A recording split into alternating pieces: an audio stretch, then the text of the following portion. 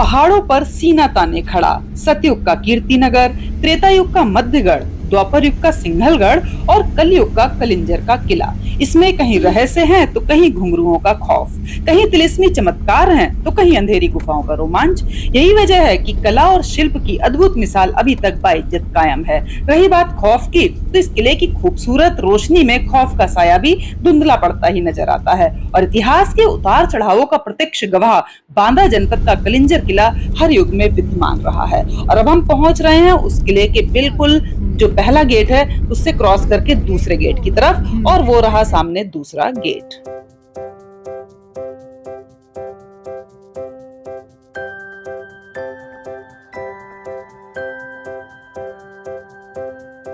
तो यहाँ पर थोड़ी सी पूछताछ करने के बाद हमें भेजा जाता है अंदर। ही सामने जो आपको ब्लैक कलर का गेट दिखाई दे रहा है, तो ये तीसरा गेट है, इससे एंटर करके हम आगे और जाएंगे। तो हम आपको बता दें कि ये जो हमारा किला है पूरा, ये 15 किलोमीटर के अंदर में है। मतलब आप इसके अंदर पैदल तो पूरा घूम ही नहीं पाएंगे, आपको गाड़ी या स्कूटर या टू व्हीलर कुछ भी आपको लेना ही पड़ेगा, उससे ही आप ये किला पूरा अंदर तक घूम पाएंगे। यानी कि 15 किलोमीटर का एरिया आपको घूमना है। तो आज हम आपको बहुत सारी चीजें दिखाने वाले हैं, तो आप इस वीडियो के एंड तक बने रहिएगा, क्योंकि बहुत ही रहस्यमयी, बहुत ही तिलिस्मी चीजें भी आपको देखने को मिलेंगी। लेकिन सबसे पहले जो है हम आपको दिखाएंगे नीलकंठ महादेव का मंदिर, जो कि पड़ता है इस किले के अंदर। जब हम एंटर करेंगे तो राइट हैंड पे पड़ेगा नीलकंठ महादेव का मंदिर, और बाकी और भी बहुत सारी चीजें पड़ेंगी। वो सब उसके लिए नीलकंठ मंदिर के अपोजिट में एक रास्ता जाता है, यानी कि लेफ्ट हैंड साइड में, उधर जाके वो सारी चीजें पड़ेंगी। तो अभी हमें आगे जाते ही बोर्ड दिखाई दे गया, और जिस पर लिखा हुआ है नीलकंठ महादेव, ये देखिए नीलकंठ मंदिर। तो हम ये राइट साइड वाली रोड पे जा रहे हैं, यहाँ से पड़ेगा हमारा नीलकंठ मंदिर। तो वो सब तो हम आपको दिखाने वाले हैं। और साथ में देखिए बोर्ड पे लिखा हुआ है, 4 जगह लिखी है, नीलकंठ, राम कटोरा, कोटी तीर्थ और अमान सिंह महल। इसके अलावा भी बहुत सारी चीजें हैं, हम आपको दिखाएंगे।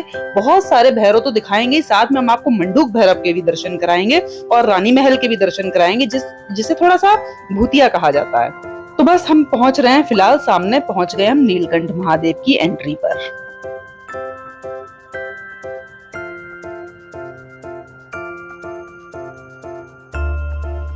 और यहाँ बाहर थोड़ी सी जानकारी लिखी हुई है नीलकंठ महादेव मंदिर के बारे में, वो सब हम आपको बताते हुए ही चलेंगे। पहले तो आप बाहर से ही देखिए कितना सुंदर सा है ये महादेव जी का मंदिर। ये तो बाहर का एक छोटी सी एंट्री, अभी अंदर पहुंच के आपको दिखाई देगा कि कितना विशाल, इतने बड़े क्षेत्र में फैला हुआ है एरिया। ये हम सिर्फ अभी महादेव मंदिर यानी कि नीलकंठ मंदिर जा रहे हैं, उधर का एरिया हम आपको दिखा रहे हैं। बाकी तो अभी बहुत सारा पड़ा है आपको दिखाने के लिए। तो ये देखिए ऊपर से ही कितना अच्छा लग रहा है, दूर दूर तक आप देखेंगे चारों तरफ ये पूरा जंगल एरिया ही समझ लीजिए।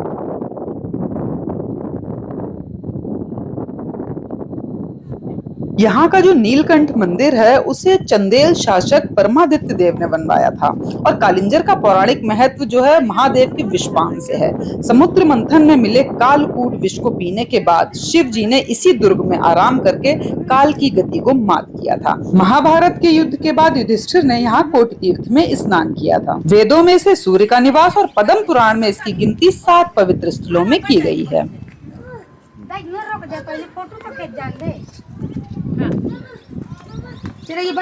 आजा लगा ला जाओ साथ भाई। हाँ लो तुम बैठ जाओ, बाल्टी का दे दो, बाल्टी दे दो। मत्स्य पुराण में इसे उज्जैन और अमरकंटक के साथ अविमुक्त क्षेत्र कहा गया है। जैन ग्रंथों और बौद्ध जातकों में इसे कालगिरी कहा जाता है। वेदों में उल्लेख के आधार पर ही इसे दुनिया का सबसे प्राचीन किला माना गया है। और इन सीढ़ियों से उतरते उतरते हमें सामने वो एक कोने में कमरा सा दिखाई दे रहा है, तो चलिए उधर चलते हैं और देखते हैं क्या है यहाँ पर। तो जब हम इस कमरे के अंदर झांक कर देखते तो हमें यहाँ पर पूरा खाली दिखाई दे रहा है, कुछ भी नहीं दिखा यहाँ पे। शायद पहले कभी कुछ यहाँ पे रहा हो, कह नहीं सकते। तो अभी हम उतर रहे हैं, अपनी सीढ़ियों पे कंटिन्यू करते हैं, क्योंकि सीढ़ियां बहुत सारी हैं। और इन सीढ़ियों पे उतरते उतरते हमें लेफ्ट साइड में दिखाई दे रहे हैं नवग्रह। ये देखिए पिलर पे बने हुए 9 ग्रह, ये सारे नवग्रह हैं। और इसमें सबसे किनारे पे आप देखेंगे राहु और केतु बने हुए हैं। ये दोनों एक साथ है, एक का धड़ है और एक का सर है, तो ये राहु केतु है। तो इससे नीचे और उतरते हैं। सीढ़ियों से उतरते हमें इतनी सारी चीजें दिखाई दे रही हैं। तो अभी हम नीलकंठ महादेव तक पहुंचने में हमें कितना टाइम लगने वाला है पता नहीं, क्योंकि रास्ते में इतनी खूबसूरत चीजें हमें दिखाई दे रही हैं कि वो सब हम आपको दिखाए बिना उतर नहीं सकते। तो पहले तो एक बार ऊपर से आप नजारा देखिए, कितना सुंदर लग रहा है यहाँ से वहां तक फैला हुआ। बहुत ही सुंदर किला है। और इस किले की जो ये पत्थर की डिजाइन आपको दिखाई दे रही किनारियों पे बनी हुई, ये पूरे किले में इसी तरीके के किनारियों पे यूज किए गए पत्थर, नीचे भी और ऊपर की तरफ आप देखेंगे तो ऊपर भी इसी तरीके की सारे पत्थर लगाए गए हैं, ऊपर तक देखेंगे, ये देखिए तो ये सारे पत्थर यूज किए गए। अब हम आपको इस किले के लेफ्ट और राइट दो चीजें दिखाने की है। तो पहले हम आपको लेके चलते हैं इसके लेफ्ट साइड में, जो जो चीजें रास्ते में पड़ती जा रही है वो हम दिखाएंगे। तो सबसे पहले हमें एक ये स्थान दिखाई दिया है, यहाँ पर आप देखेंगे कितनी सुंदर सुंदर मूर्तियां, राम लक्ष्मण सीता हनुमान जी भी हैं। तो ये सारी मूर्तियां देखिए कितनी प्राचीन और कितनी सुंदर, आप खुद देखिए इसको, बहुत ही अच्छी। और यहाँ पे बड़ी ही अलग अनुभूति थी, और सारी मूर्तियों में ऐसे लग रहा है जैसे वो कुछ कह रही हो मूर्तियां। आप ध्यान से देखेंगे ना तो आप समझ पाएंगे। और फिर ये इतनी ज्यादा प्राचीन लग रही हैं, इनकी डिजाइन जो इनमें बनी हुई है वो बहुत ही प्राचीन सी, ये देखिए। और यहाँ पर आप देखेंगे कि इन पे कुछ लिखा हुआ है, मूर्तियों के ऊपर देखिए लिखा है बीच में कुछ, लेकिन समझ में नहीं आ रहा कि क्या लिखा हुआ है। तो ये सारी प्राचीन मूर्तियां हैं और हर मूर्ति जो है वो कुछ कहानी जैसे कुछ जुड़ी हुई, उनसे कुछ कहानी हो उस तरीके से बनी हुई है। और ये देखिए मूर्ति के ऊपर भी कुछ लिखा है, लेकिन ये सब कुछ भाषा हमें समझ नहीं आई। हमने बहुत कोशिश की लेकिन हम नहीं समझ पाए।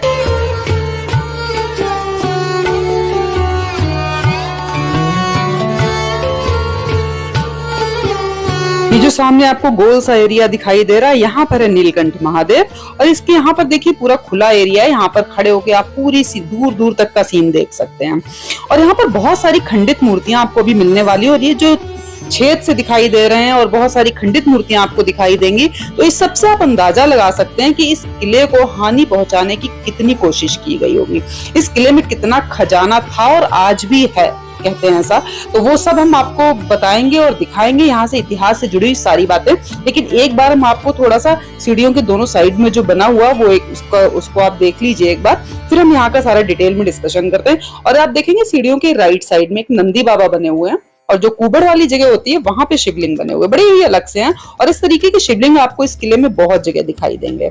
तो ये तो था राइट साइड में नंदी बाबा जी, और बाकी अभी तक हमने आपको जो भी दिखाया वो सब लेफ्ट साइड में था, और अभी लेफ्ट साइड में बहुत कुछ है। तो पहले हम लेफ्ट एरिया पूरा कवर करेंगे, फिर हम आपको राइट एरिया का पूरा दिखाएंगे, सीढ़ियों के राइट का, और उसके बाद हम आपको लेके चलेंगे मेन जो है नीलकंठ महादेव वहां पर। तो देखिए लेफ्ट साइड में कितनी सारी सुंदर सुंदर सी मूर्तियां हैं, और नीचे एक छोटी सी गुफा सा स्ट्रक्चर बना है, वहां पे चलते हैं। और उसके बाहर देखेंगे आप, ये देखिए सिर्फ धड़ है, ऊपर का हिस्सा नहीं है। तो इस तरह की आपको इतनी विशाल विशाल मूर्तियां लेकिन खंडित दिखाई देंगी, किसी का सर नहीं मिलेगा, किसी का धड़ नहीं, किसी के हाथ नहीं, किसी के पैर नहीं। तो इस तरह का बहुत कुछ आपको दिखाई देने वाला है। तो यहाँ पर थोड़ा सा नीचे उतर के हम आए और देखेंगे आप कितनी सुंदर मूर्तियां, कितनी सजीव मूर्तियां, और इसे पत्थरों को काट काट के बनाई गई, कुछ अलग से नहीं लगाया गया। आप ये देखिए कोई भी जगह नहीं छोड़ी गई, हर जगह कुछ ना कुछ आपको मिलेगा बना हुआ, ये देखिए।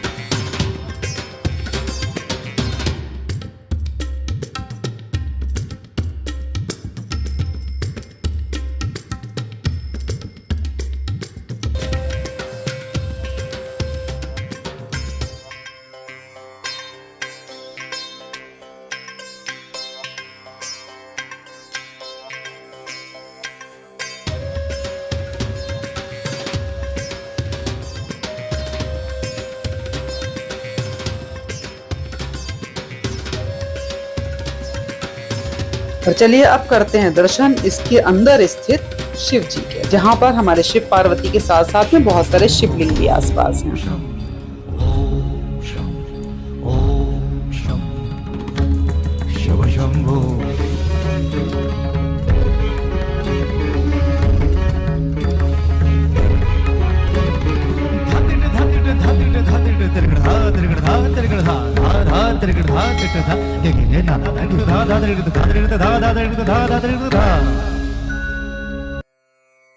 कलिंजर के इस किले पर न जाने कितने शासकों की नजर रही है। उसे हासिल करने के लिए कितने शासक तैयारी करके आए, लेकिन खाली हाथ ही वापस लौटे। विंध्य पर्वत की 900 फुट ऊंची पहाड़ी पर बना ये कलिंजर का दुर्ग अपने अंदर कई खासियत समेटे है। मध्य प्रदेश के खजुराहो से 100 किलोमीटर की दूरी पर बने इस दुर्ग का इतिहास चंदेलों के शासनकाल से भी ज्यादा पुराना बताया जाता है। कलिंजर दुर्ग का जिक्र बौद्ध साहित्य में भी किया गया है। भगवान बुद्ध की यात्रा वृतांत में भी इस दुर्ग का जिक्र आता है। ये एक ऐसा किला है जिसने देश के राजनीतिक और सांस्कृतिक दौर को बदलते हुए देखा है। यही वजह है कि कई इतिहासकारों की इसमें खास दिलचस्पी रही है।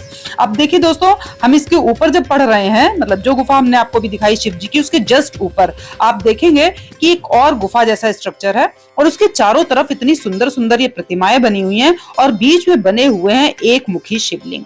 ये एक मुखी शिवलिंग के दोनों तरफ देखेंगे आप पूजा करते हुए नजर आ रहे हैं। देवी देवता बहुत सारे बने हुए हैं, बहुत सारी चीजें यहाँ पर हैं। और यहीं पर थोड़ा सा आगे बढ़ेंगे तो दूर हमें दिखाई दे रहा है एक अलग तरीके का विचित्र शिवलिंग। तो हम आप चलते हैं उस शिवलिंग के पास और देखते हैं इसमें क्या खास बात है।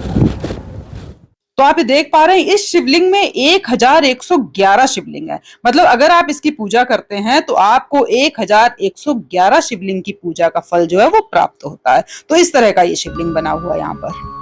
जटाटवी गलज्जल प्रवाह पावित स्थले गलेव लंब्य लंबितांबुजंग तुंगमालिका। और इस शिवलिंग के चारों तरफ आप देखेंगे कुछ प्रतिमाएं हैं जिनके सर नहीं है, कुछ शिवलिंग हैं, कुछ टूटे फूटे बहुत सारे पत्थर, बहुत सारे अवशेष पड़े हुए हैं और बड़ी सुंदर सुंदर छोटी छोटी मूर्तियां भी हैं बहुत सारे शिवलिंग के साथ साथ में। देखिए बड़ी सुंदर सुंदर डिजाइन है। तो ये सब कुछ यहाँ पर अवशेष रूप में पड़े हुए हैं। अब हम आपको दिखाते हैं वो वाली गुफा जिसके बाहर एक मुखी शिवलिंग आपको भी दिखाए थे। तो उसके अंदर का क्या स्ट्रक्चर है वो भी हम चलते हैं उस तरफ और वो भी आपको दिखाते हैं। फिर हम आपको यहाँ की बहुत ही अद्भुत चीज दिखाने वाले हैं जो कि यहाँ के काल भैरव नटराज मुद्रा में, वो हम दिखाएंगे। पहले इस गुफा के अंदर का हम देखते हैं यहाँ पर क्या क्या है।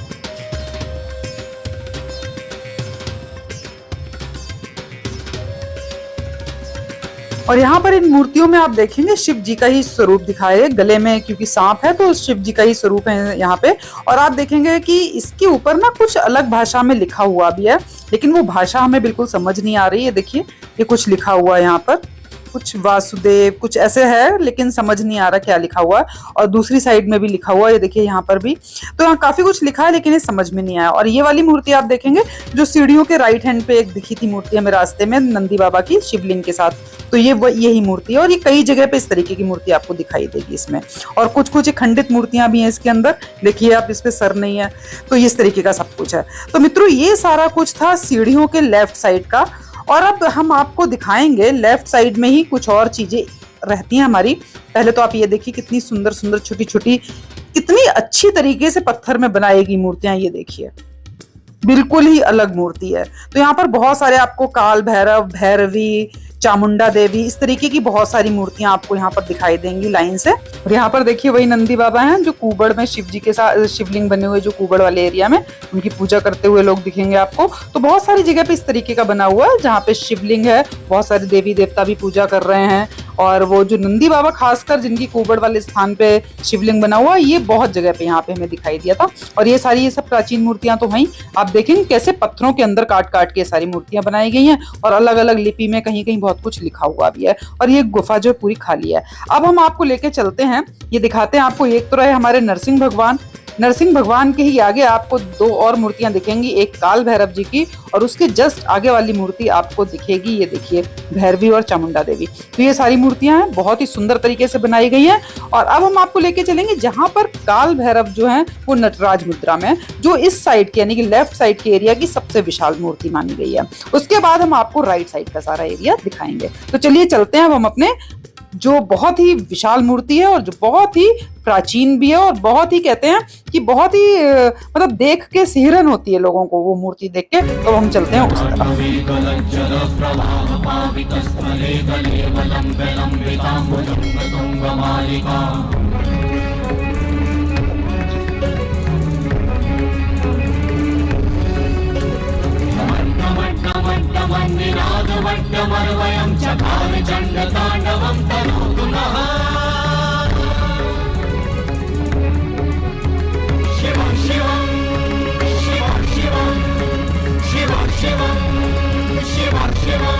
तो ये जो छोटी सी मूर्ति आपको दिखाई दे रही है ये है काल भैरवी और ये जो बड़ी सी मूर्ति है ये है हमारे काल भैरव की। तो यहाँ पर आप देखें इतनी बढ़िया, इतनी विचित्र मूर्ति ये लगी कि इसको देख के ना वाकई में सेहरन हो गई थी। और इनके आप पैरों की तरफ ध्यान देंगे तो अलग तरीके की मुद्रा में आपको पैर दिखाई देंगे, और इतने बड़े पैर थे ना कि हमें इसको देख के इतना अच्छा लग रहा था, इस जगह से हिलने का भी मन नहीं कर रहा था, बहुत ही सुंदर। तो चलिए अब हम चलते हैं, इस लेफ्ट वाले एरिया से नीचे उतरेंगे और वो सामने जो सीढ़ियां हैं, तो सीढ़ियों के राइट साइड में क्या क्या है वो सारा कुछ दिखाएंगे, फिर हम चलेंगे नीलकंठ मंदिर की तरफ। तो हम अपनी जो यात्रा है लेफ्ट हैंड की खत्म करके राइट हैंड की शुरू करेंगे, वो भी हम सीढ़ियों से शुरू करते हैं ताकि आपको पता रहे कि सीढ़ियों के राइट साइड में क्या क्या है, और फिर नीचे आंगन वाले एरिया में आके भी राइट साइड में क्या क्या पड़ता है। तो अब हम आ गए हैं, यहाँ से नीचे उतर गए। अब हम आपको सीढ़ियों पे वापस में चढ़ के आपको राइट साइड का पूरा कुछ दिखाती हुई फिर पहुंचेंगे हम सेंटर में जो स्थित है हमारा नीलकंठ महादेव जी का एरिया, वहां पहुंचेंगे। ये देखिए मित्रों कितनी सुंदर सुंदर डिजाइनें बनी है, वाकई में इसको देख के लग रहा है कि कैसे पत्थरों को काट काट के सब बनाया गया होगा। बहुत ही मतलब बहुत ही मेहनत का काम है ये। और ये दुर्ग इतना विशाल, इतना बड़ा है कि अभी तो कुछ नहीं, अभी तो हम इसका एक कोना भी नहीं देख रहे हैं। अभी जब हम आपको एक बहुत ही रहस्यमय जगह दिखाएंगे जहाँ पे हमारे मांडुक के भैरव हैं, वहाँ पे बहुत ही कम लोग पहुंच पाते क्योंकि उसके लिए बहुत ही ज्यादा चलना पड़ता है हमें। तो हमें बहुत ही जंगली जगह से और मिट्टी वाली जगह से होके उस जगह पे हम पहुंचे थे। तो वो सारा कुछ भी हम अभी आपको दिखाएंगे, और आपको हम वो भूतिया महल जो कहा जाता है वो सब भी दिखाएंगे। तो अभी हम फिलहाल राइट साइड में पहुंच गए जहाँ पे ये नंदी बाबा थे जो हम आपको दिखा चुके हैं। अब इसी राइट साइड में आगे बढ़ने पर एक ही चैनल लगा हुआ है जिसके बाहर गणेश जी बने हुए हैं दोनों साइड में, और बीच में जो एरिया है वहां पे भी अंदर चल के देखते हैं कि इसके अंदर जाके हमें क्या दिखाई देता है। ये देखिए दोनों साइड में, लेकिन मूर्ति वही ना, बहुत सारी मूर्तियां यहाँ पर खंडित हैं, तो बहुत आधी अधूरी सी मूर्तियां, किसी का सर नहीं है तो किसी का धड़ नहीं है। अब इसके अंदर जब हम जाते हैं तो हमें पीछे का ये पूरा एरिया दिखाई देता है, पूरा दूर तक फैला हुआ। पहाड़ के ऊपर से आप देख रहे हैं ना, तो पूरा दूर तक ये जंगल जंगल सा एरिया दिखाई देगा आपको। तो हम आते हैं अंदर की तरफ वापस, और फिर इसी सीढ़ियों को कंटिन्यू करते हैं, नीचे उतरते हैं और दिखाते हैं कि और राइट साइड में क्या क्या है। तो इस सीढ़ियों से हम नीचे उतरते हैं तो हमें फिर एक और बहुत सुंदर सी मूर्ति दिखाई देती है, ये देखिए। और इसके बाद हमारी सीढ़ियां हो जाती हैं खत्म।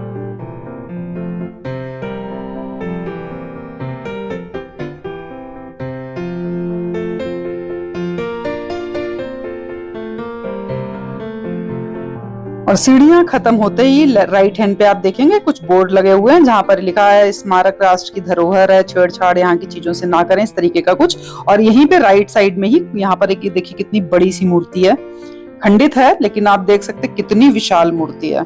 तो ये पूरी लिटाई हुई मुद्रा में रखी हुई है पूरी मूर्ति।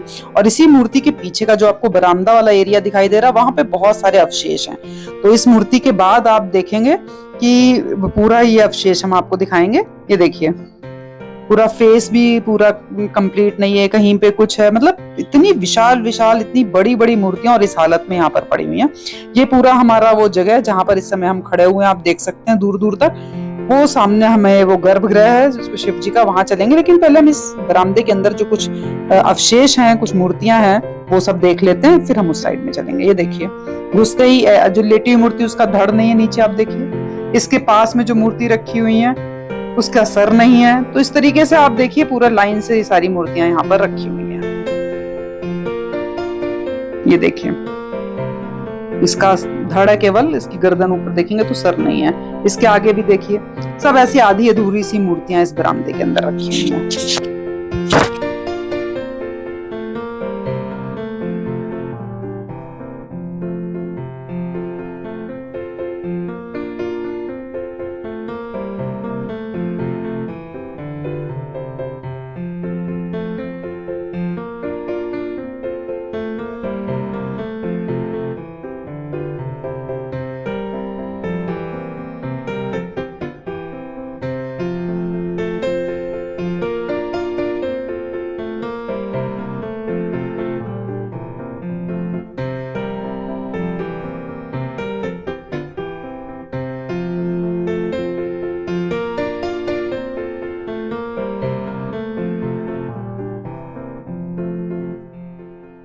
तो अब इस बरामदे से बाहर आ गए, सामने तो नीलकंठ महादेव जी का गर्भगृह है, वो तो हम देखेंगे ही, वो तो यहाँ की खास जगह है ही। लेकिन इससे पहले इसके पास में एक भैरव जी हैं, वो भैरव जी इतने खास हैं कि आप देख के हैरान रह जाएंगे कि इतनी छोटी सी, इतनी सकरी सी गुफा के अंदर पत्थरों से काट के कोई मूर्ति कैसे बनाई जा सकती है।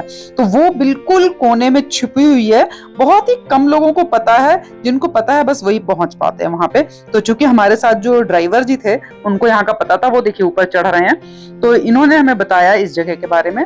तो हम इस सीढ़ियों की तरफ से जाएंगे क्योंकि उधर से हमें लगा कि शायद हम ना चढ़ पाए, तो हम इस सीढ़ियों से उतर के उस गुफा के अंदर जाएंगे और आप देखेंगे इतनी पतली सी गुफा में उस मूर्ति को बनाया क्या कैसे गया होगा। मैं तो बस यही सोचती थी उसको देख के।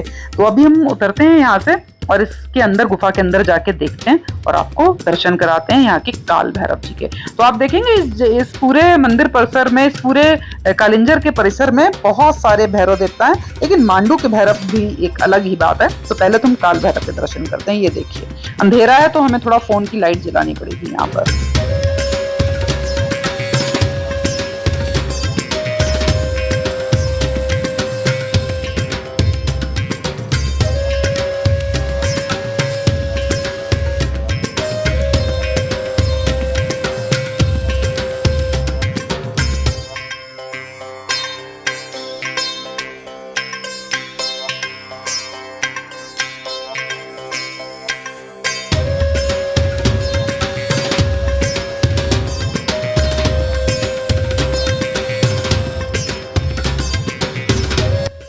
अब यहाँ से आ गए हम बाहर। अब आपको हम लेकर चलते हैं नीलकंठ महादेव के मंदिर में और आप देखेंगे उनके बाहर जो एरिया है, जो पंडाल सा बना हुआ है, अष्टभुजीय है, मतलब 8 भुजाओं वाला है और ये कहते हैं 7 मंजिला था। और इस पर आप देखें ये यक्ष बने हुए हैं जो पूरे मंदिर का भार संभाले हुए अपने कंधों पर, ये देखिए।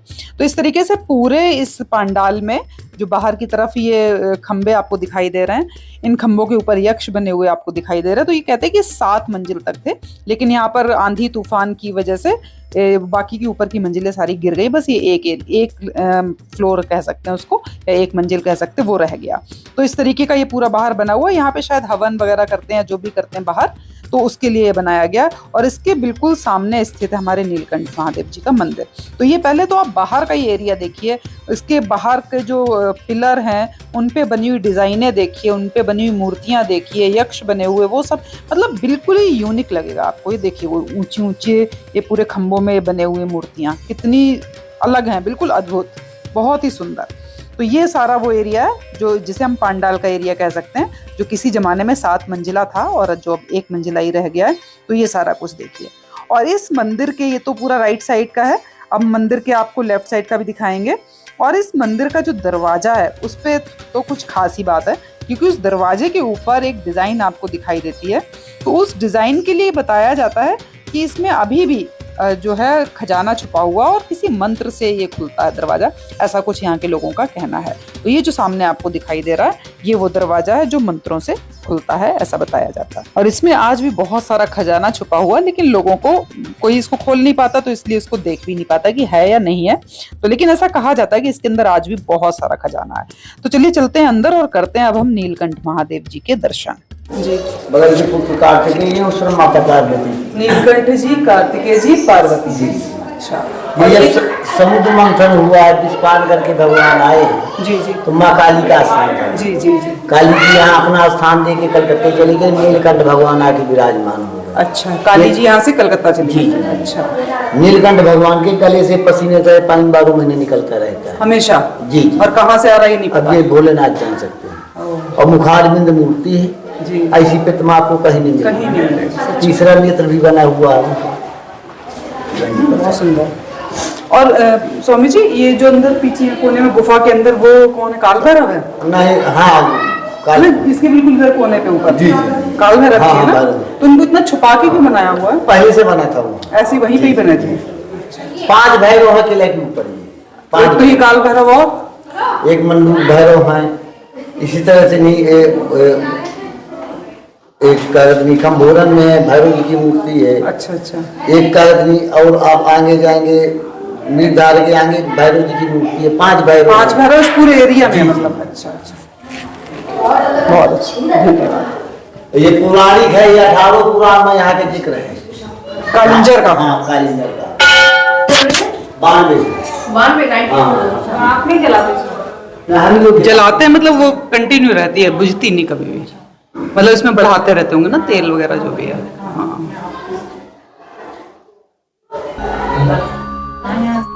जटाटवीगलज्जलप्रवाहपावितस्थले गलेवलम्ब्य लम्बिताम्बुजङ्गतुङ्गमालिका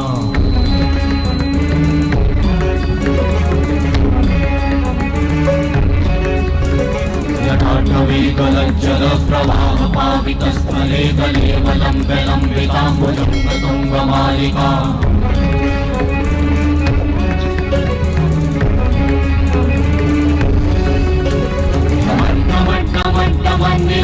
वट्टमर्वयं चकार चण्डताण्डवं तनोतु नः शिवं शिवं शिवं शिवं शिवं शिवं शिवं शिवं शिवं शिवं शिवं शिवं शिवं शिवं शिवं शिवं।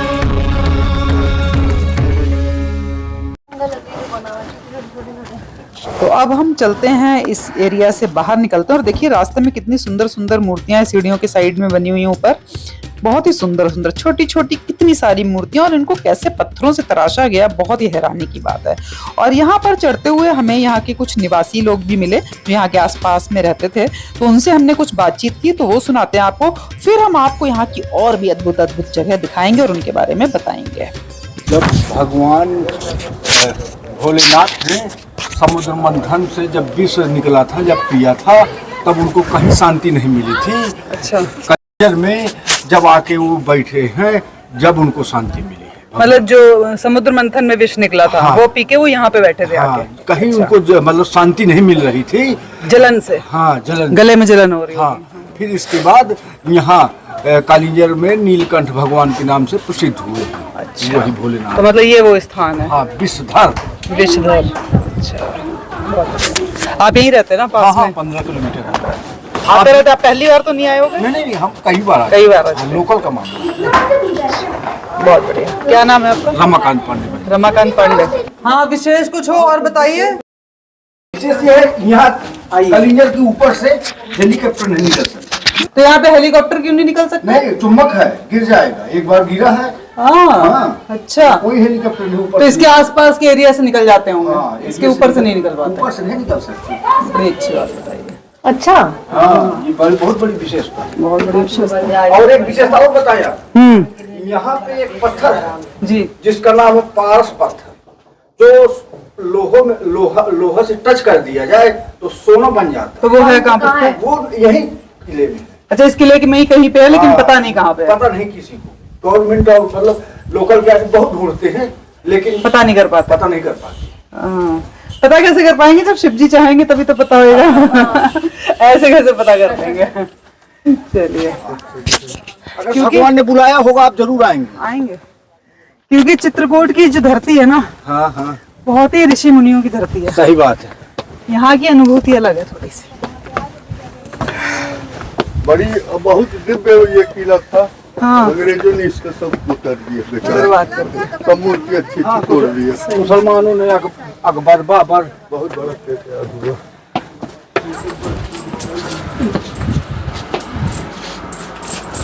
आपका नाम क्या बेटा? रमा। रमा।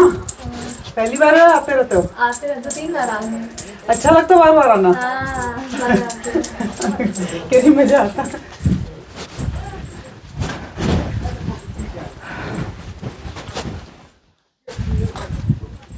किसी और को डंडी चाहिए होगी तो अभी पकड़े रहे बेटा, काम आएगी।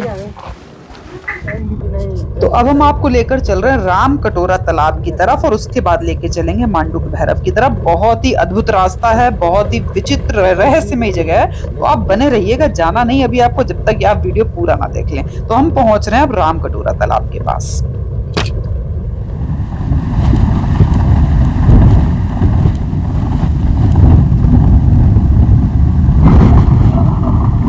यहाँ सीता कुंड, सीता से पताल गंगा, यहाँ सब बना। यहाँ भी राम भगवान आए, उनका पत्थर का तखत।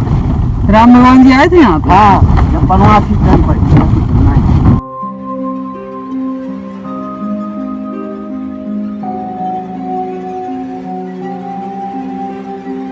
जब ये समुद्र मंथन हुआ था जी। तब की मूर्ति है वो।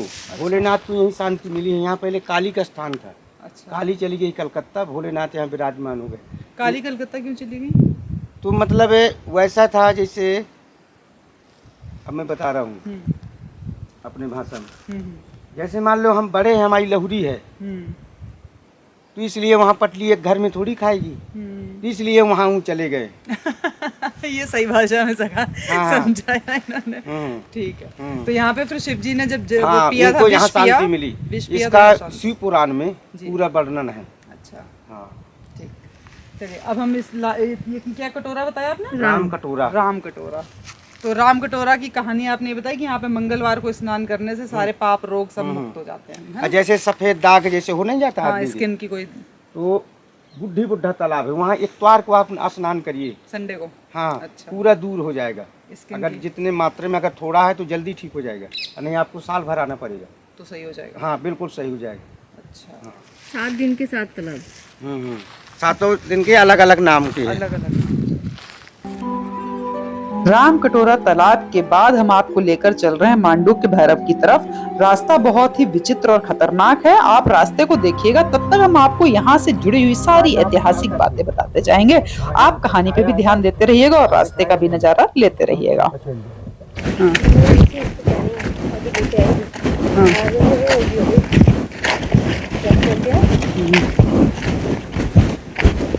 कितना वैसा है ना रास्ता स्वामी जी, बिल्कुल पत्थर पत्थर कांटे, है ना?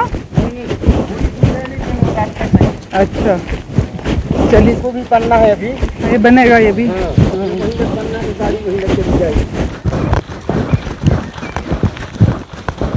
आवाजें देखो पक्षियों की, पक्षियों की आवाजें।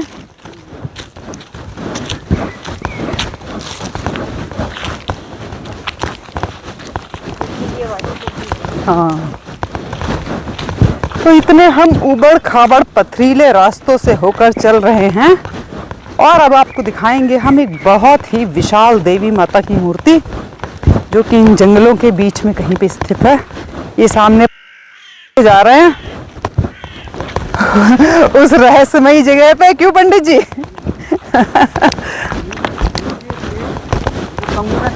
जी, गाँव है, उसके नीचे गांव है। पटना जिला लगता है। अच्छा, ओके। इसको बोलते हैं सरैयन गाँव। सरैयन। अच्छा, यादव समाज वहाँ रहते हैं, हाँ दही वाले होते हैं। जी।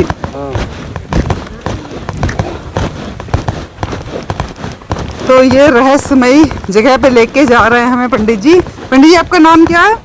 मेरा नाम है कुशवाहा। मुनीम कुशवाहा। अच्छा जी, आप यहाँ पे कब से हैं?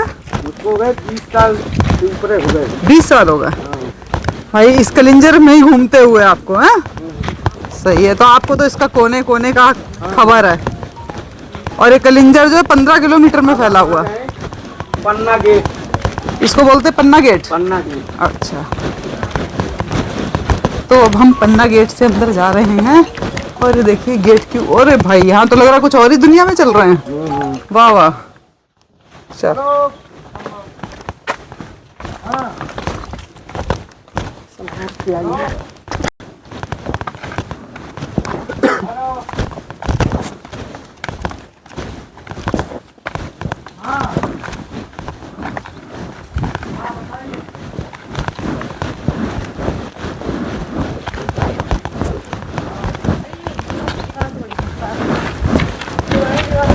ये पत्थर देखिए, ये कटिंग काट के लगा हुआ अलग दिख रहा है। अलग दिख रहा है, सही बात। हाँ, इसको पुराना देखिए।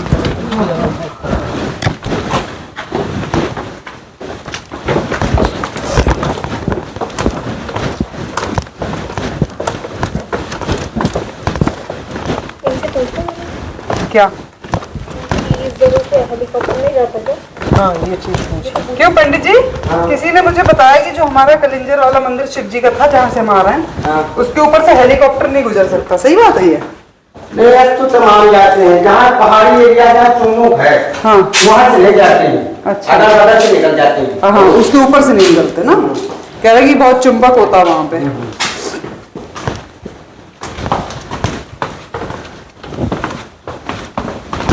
कहाँ से कहाँ जाए जा रहा है, पता ही नहीं चल रहा रास्ता खत्म ही नहीं हो रहा। अब बस कम नहीं, ज्यादा नहीं करना, ये प्लेन जगह है वही जगह। अच्छा है। हाँ। चलो हम अपनी रहस्यमयी जगह के करीब करीब पहुंच गए। हाँ वो देखो गाँव बसा है। हाँ परफेक्ट। हाँ सही कह रहे हैं सुबह टाइम आदमी आते हैं जी। यहीं से चढ़ के जी भोलेनाथ के दर्शन करने। अच्छा गांव वाले जो हैं हाँ इसी रास्ते से चढ़ के जाते हैं। हाँ यहीं से। वो गेट तो हम जैसे बंद किए हुए हैं। हाँ सही बात है। लेकिन जो गांव के होंगे पंडित जी बस वही आते होंगे, बाकी बाहर के लोग तो इस साइड नहीं आ पाते होंगे। जैसे हम ही आपको ले आए, हाँ आप ले आए वो अलग बात है, ऐसे आते हैं। कुछ ही आ पाते हैं। वो नहीं आ पाता यहाँ, उसको क्या मालूम कहाँ क्या वही है। मैं कह रही हूँ ना, कुछ आ पाते हैं क्योंकि इतनी अंदर का रास्ता कहाँ कोई समझ पाएगा। जैसे मान लो किताब आती है जी ये सब लिखा हो जी जी। कि यहाँ ये है, यहाँ ये है। हाँ हाँ अच्छा वो किताब कहाँ मिलती है? किताब लखनऊ में। लखनऊ में मिलती है। ये वाला पेड़ देख, तो बोलते हैं कुल्लू। इस पेड़ को कुल्लू बोलते हैं, इसकी गाछ जो होती है। कुल्लू। हाँ इससे कुछ होता है, कुछ बनाया जाता है? गाछ इससे पैदा होता है। गाद। हाँ इसमें वो मार दे हाँ 2-4। गोंद आती है, हाँ गोंद का पेड़ है। हाँ ये असली इसकी गोंद है। अच्छा अच्छा गाद मतलब गोंद। मुझे गाद समझ नहीं है। इसलिए मुझे लगा कि वही होंगे ये हाँ, पेड़ ना, हाँ। गोंद के होंगे। जो स्वामी वो स्वामी जी ने दिखाया था ना अत्रि ऋषि की वहाँ तपस्थली पे। हाँ वही था, मुझे भी लगा कि वही है, लेकिन वो इतना बड़ा नहीं था। हाँ हाँ मैं इसीलिए इस साइड चल रही हूँ, मैं इधर ही से आ रही हूँ।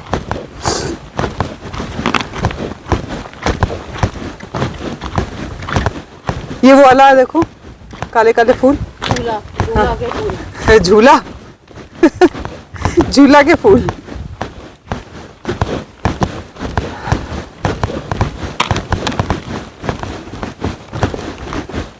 योगेंद्र भैया आप आए उससे पहले कभी इधर नहीं आए ना? अब नहीं बोलोगे कि हमें तो एक पंडित जी ने दिखाई थी वो छुपी हुई प्रतिमा, अब हमारे पंडित जी दिखा रहे हैं आपको और भी छुपी हुई प्रतिमा।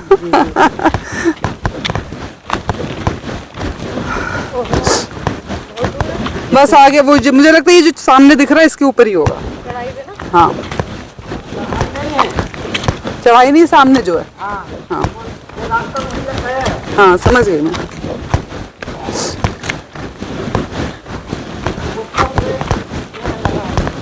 किसका? ऐठी।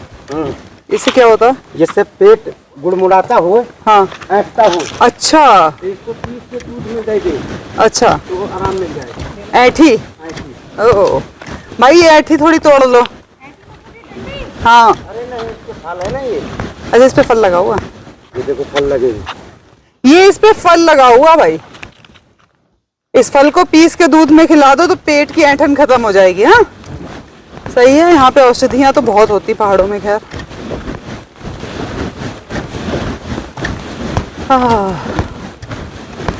अब लग रहा है कि हम पहुंच रहे हैं शायद, है ना पंडित जी? अब बात करते हैं कि सारे शासक इस किले पर नजर क्यों गड़ाए हुए थे। तो कालिंजर फोर्ट पर हुई रिसर्च कहती है कि वो किला है जिस पर महमूद गजनवी, कुतुबुद्दीन ऐबक और हुमायूं से लेकर शेरशाह सूरी तक ने कब्जा करना चाहा, लेकिन सफल नहीं हुए। उन्होंने जान की बाजी तक लगा दी इसे हासिल करने के लिए। पृथ्वीराज चौहान से लेकर पेशवा बाजीराव तक ने कोई कसर नहीं छोड़ी।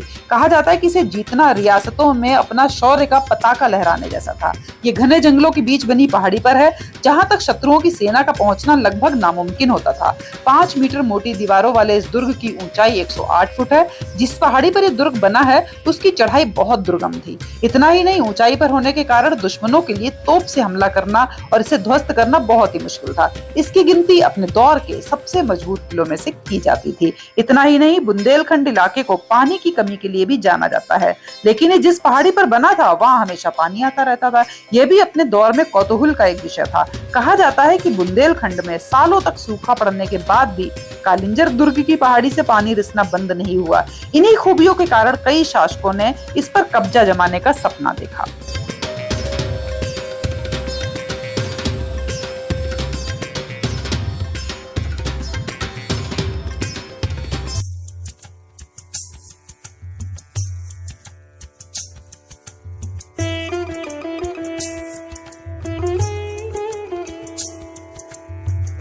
तो हम पहुंच गए हैं उन सीढ़ियों पर जहां से हम पहुंचेंगे अपने जो हमारे मांडू के भैरव है उनकी तरफ। और यहाँ पर आपको दिखाई देंगे शिव जी हाथी से युद्ध करते हुए दिखाई देंगे। ऐसी मूर्तियां, बहुत सुंदर सुंदर विचित्र मूर्तियां हैं। और यहाँ के बारे में जो कहानी है वो मत्स्य पुराण में कही गई है अंधकासुर वध को लेकर, जिसमें शिव देवासुर संग्राम के लिए आगे बढ़ते हैं। तब शिव को रोकने के लिए अंधक का नील नामक मित्र हाथी का रूप रखकर इनके मार्ग में आता है। नंदी से सूचना प्राप्त होते ही वीरभद्र इस हाथी का वध कर देते हैं।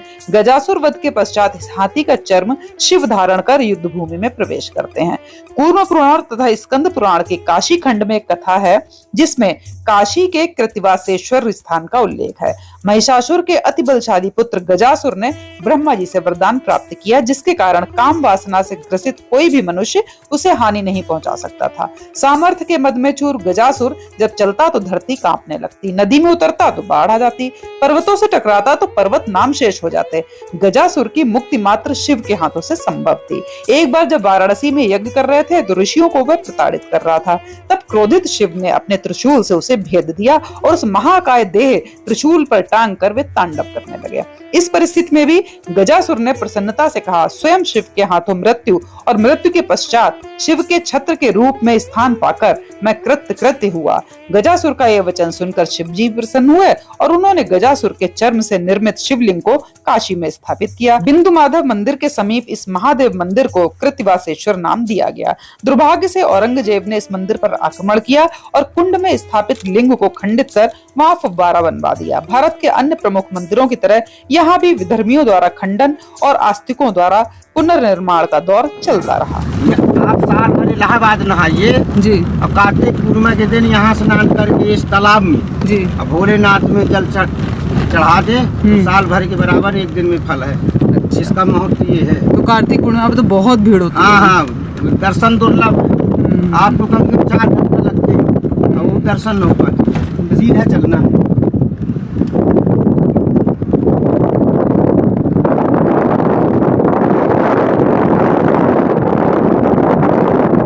अच्छा हाँ, लौट के आएंगे देख लेना। हाँ सीधा इनकी कचहरी लगती थी यहाँ पर।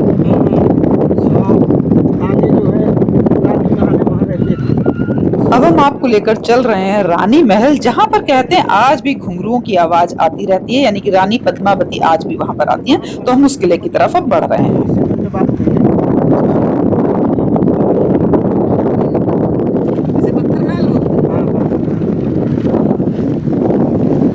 कौन से राजा थे यहाँ पे? लास्ट का राजा मान सिंह। राजा मान सिंह। हाँ चंदेलों का है। हाँ चंदेलों। बहुत बड़ी जगह में। कितने किलोमीटर में आपने बताया? 15 किलोमीटर। 15 किलोमीटर। पानी ज़्यादा गहरा नहीं है, वो फैला दो। अभी गए थे ना तो थोड़ी जैसे गड्ढा गुड्ढी है, बरसात का परसों पानी बरसा है।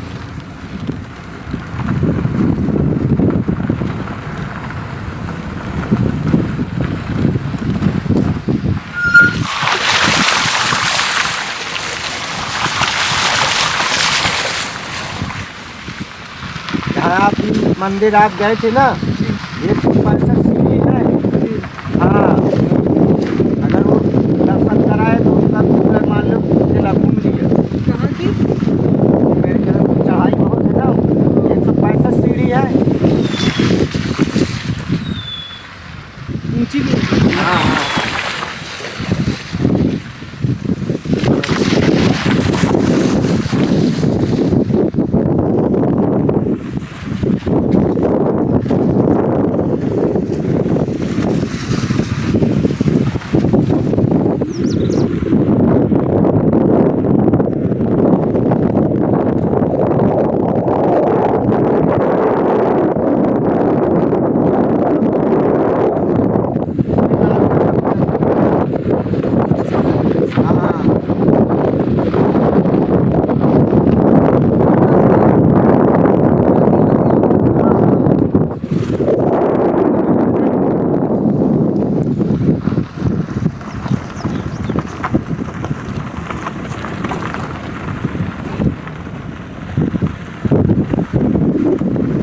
राजा मान सिंह का, ये जो भी राजा थे उनका है।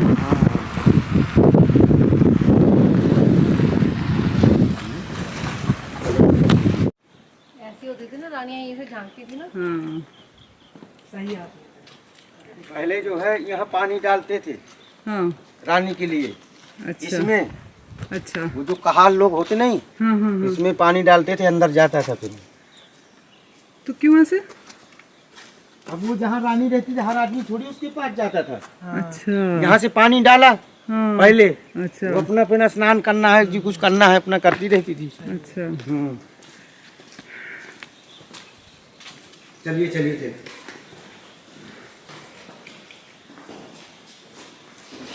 ये है पूरा रंग महल। जैसे होली होती होली, इसमें रंग घोरा जाता था पहले। अच्छा हाँ बीच में। यहाँ पे रंग घोलते थे होली पे, फिर इसमें से खेल। टेरिंग की गई। हाँ ये तो बना उसी तरह का था, उसी तरह का बनाया हुआ गया है। इसको दोबारा से बना दिया गया। पहले तो थोड़ा अलग तरीके से बना होगा अंदर से। ऊपर चलते हैं। ऊपर क्या है? ऊपर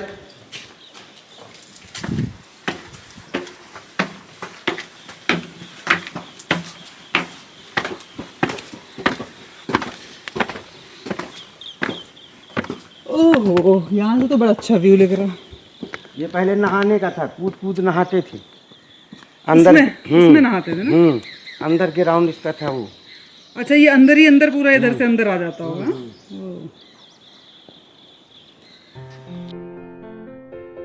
एक दौर था जब इस महल में रात को महफिलें सजा करती थी और कहने वाले कहते कि आज 1500 साल बाद भी शाम ढलते ही एक नर्तकी के कदम यहाँ उसी तरह थिरकने लगते हैं। बस फर्क यह है कि अब इन घुंघरुओं की आवाज दिल बहलाती नहीं है बल्कि दिल दहला देती है, और वो घुंघरुओं की आवाज उस नर्तकी की है जिसका नाम है पद्मावती। तो ये है वो पूरा एरिया, ये पूरा महल जिसे कहते हैं रंग महल। तो यहाँ पर रंग महल यानी कि जो दासियां होती थी वो नृत्य वगैरह करती थी, तो उसके लिए ये पूरा महल यूज किया है। बताते हैं कि गजब की खूबसूरत इस नर्तकी की जो भी एक झलक देख लेता वही उसका दीवाना बन बैठता था। कहते हैं कि जब उसके घुंघरू से संगीत बहता तो चंदेल राजा उसमें बंद कर रह जाते थे। पद्मावती भगवान शिव की भक्त थी, लिहाजा खासकर कार्तिक पूर्णिमा के दिन वो पूरी रात दिल खोल कर नाचती थी। पद्मावती अब नहीं है, पर हैरानी की बात यह है कि हजारों साल बाद आज भी ये किला पद्मावती की घुंघरुओं की आवाज से आबाद है। खुद इतिहासकार भी इस सच को मानते हैं। रिसर्च के दौरान एक बार उन्हें देर रात इस महल में रुकना पड़ा और फिर रात की खामोशी में अचानक उन्हें वही घुंघरुओं की आवाज सुनाई भी दी।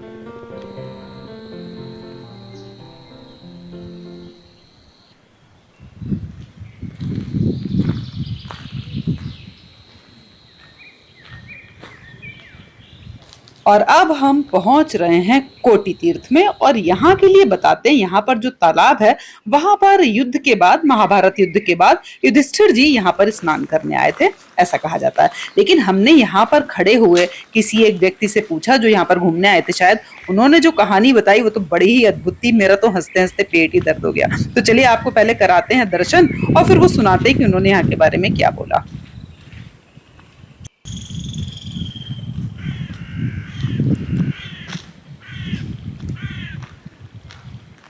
और यहाँ पर देखिए बोर्ड पर इसका थोड़ा सा डिटेल लिखा हुआ है कि इसके चारों तरफ बहुत सारी मूर्तियां थी जो अब अवशेष रह गई हैं, तो उनको चूने के पलस्तर से ढक दिया गया है। और यहाँ पे जो स्नान करने से बहुत सारे रोगों से मुक्ति मिलती है, तो इस तरीके का सारा कुछ यहाँ पर लिखा हुआ है। तो अभी तो यहाँ पे पानी नहीं है क्योंकि बारिश वगैरह में ज्यादा भर जाता है। तो अब हमने यहाँ पर एक कोई खड़े थे, तो हमने उनसे पूछा कि आपको यहाँ के बारे में कुछ पता है, तो आइए जानते कि उन्होंने क्या जवाब दिया। भाई कोटि तीर्थ तालाब की क्या खास बात है, कुछ पता है आपको? नहीं पता। राजा आकर के जो सुंदर स्त्रियां रहती थी स्नान करते वक्त उनको वहाँ पे बना हुआ है पॉइंट, वहाँ पे आकर के वो देखा करते। क्या मान्यता है भाई, ये तो बहुत गजब मान्यता है। हम लोग सर्वे के अनुसार ही इसको आपको दे पा रहे हैं। अच्छा। सर्च करने के बाद ये तो बहुत ही ऐतिहासिक मान्यता बताई आपने।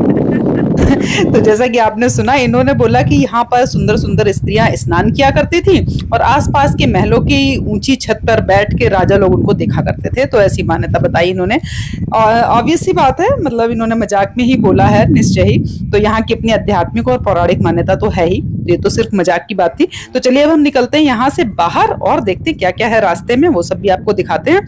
हालांकि हम काफी कुछ यहाँ पर देख चुके हैं और अब हम आपको ये बताना चाहेंगे कि ऐसा यहाँ पर क्या था कि इतने लोगों ने शासन किया, तो वो सब क्या हिस्ट्री रही है वो थोड़ी सी और बातचीत करते हैं और फिर हम निकलते हैं इस किले से बाहर। जिस समय दिल्ली की सल्तनत पर मुगलों का राज था, जब चंदेल शासन में शेरशाह सूरी ने इस किले को फतेह करने की कोशिश की थी, पर वो जंग में मारा गया। शेरशाह सूरी वो शासक था जिसने हुमायूं को हराकर सूरी साम्राज्य की स्थापना की थी, लेकिन 1545 में कलिंजर को हासिल करने में उसकी मौत हो गई और हुमायूं के लिए सुनहरा मौका साबित हुआ। नतीजा, हुमायूं ने फिर दिल्ली को जीत लिया और अगले 300 सालों तक मुगलों ने राज्य किया। हुमायूं ने किले को हासिल करने की कोशिश की लेकिन नाकामयाब रहे। हालांकि 1569 में अकबर ने इसे जीतकर अपने नवरत्नों में शामिल बीरबल को तोहफे में दे दिया था। इस कब्जे के बाद भी शासकों में कलिंजर को पाने की चाहत कम नहीं हुई। एक दौर ऐसा भी आया जब राजा छत्रसाल ने पेशवा बाजीराव की मदद से बुंदेलखंड से मुगलों को बेदखल करके दम लिया। इस तरह अंग्रेजों के आने तक ये राजा छत्रसाल की रियासत का हिस्सा रहा और अंत में 1812 ईस्वी में ये किला अंग्रेजों के अधीन हो गया था।